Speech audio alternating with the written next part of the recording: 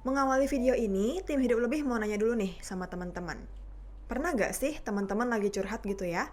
Entah curhat yang sedih atau yang kesel, terus tanggapan yang didapat adalah, udah ambil positifnya aja.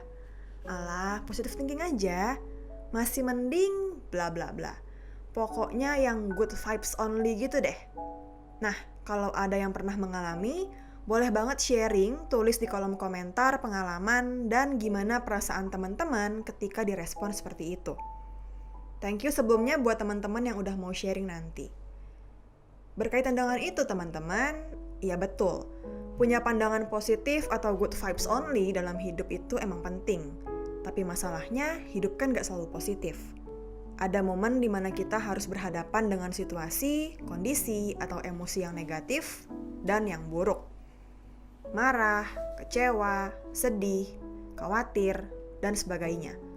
Yang meskipun sulit, tapi penting buat diakui dan diselesaikan dengan cara yang baik. Kalau enggak, jadinya malah toxic positivity. Bedanya apa sih positive thinking dan toxic positivity? Positive thinking pada umumnya memiliki pandangan optimis saat menghadapi masalah. Sedangkan toxic positivity adalah sebuah sikap yang menuntut kita untuk menjadi positif dalam segala hal. Gak peduli apapun yang kita hadapi, pokoknya harus selalu positif. Tapi dalam jangka panjang, toxic positivity bisa berpengaruh ke kesehatan mental kita. Kenapa begitu? Karena ketika kita terjebak dengan toxic positivity, kita merasa bahwa kita harus selalu positif. Alhasil, ketika kita marah, sedih, kecewa, khawatir, dan sebagainya, kita akan merasa malu nih sama diri kita sendiri. Kok saya negatif banget ya? Gitu. Kita malah merasa malu karena kita gagal menjadi positif.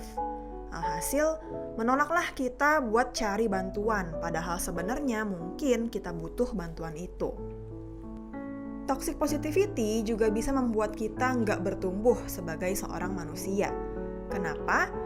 Karena sikap ini menjauhi atau menolak, menyangkal semua emosi negatif. Padahal pada prakteknya, emosi negatif banyak membantu kita belajar dan mendapat pencerahan-pencerahan baru.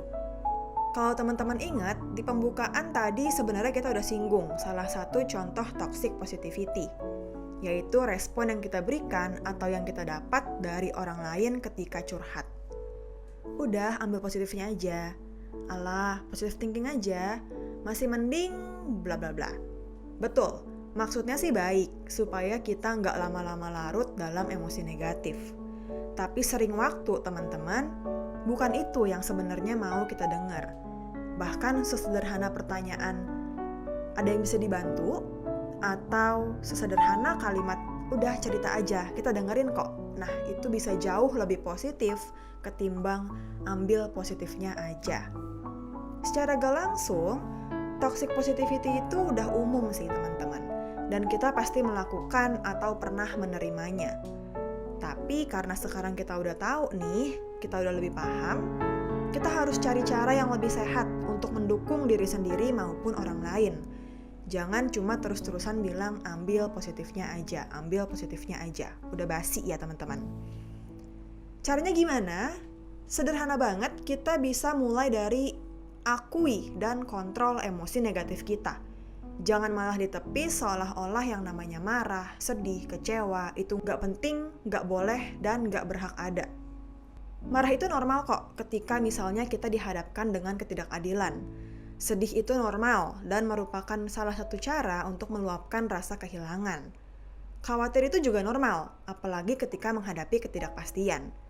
Cemas bisa jadi sebuah pertanda akan hal-hal yang mungkin bisa membahayakan diri kita sendiri. It's okay to not be okay, teman-teman. Manusiawi banget. Jangan takut untuk mengungkapkan emosi negatif dengan cara yang sehat dan produktif. Misalnya, teman-teman bisa nulis jurnal, menggambar, cerita ke orang lain, atau sekedar duduk diam dan ngatur nafas. Ini bisa bantu kita untuk mengurangi intensitas emosi negatif tersebut. Apapun yang kamu rasakan, mau itu senang, bangga, marah, kecewa, sedih, terpuruk, semuanya valid, sah-sah aja, nggak ada yang salah dengan emosi negatif kamu. So, teman-teman, mulai sekarang kita harus paham ya bedanya positive thinking dan toxic positivity. Kurang lebihnya gitu aja untuk pembahasan kali ini. Terima kasih udah nonton. Jangan lupa like dan share ke teman-teman dan keluarga kalian supaya kita bisa sama-sama hidup lebih. Bye!